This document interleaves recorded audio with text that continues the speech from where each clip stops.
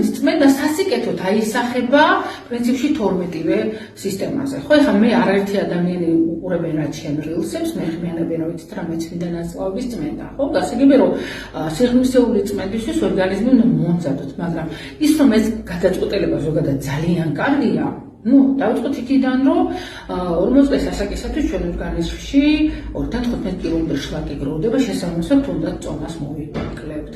ეს შლაკები გროვდება მათ შორის უჯრედშორის სითხეში და ეს ხდება თქვენ წარმოიდგინეთ თქვენი შეშუპებების მიზეზი.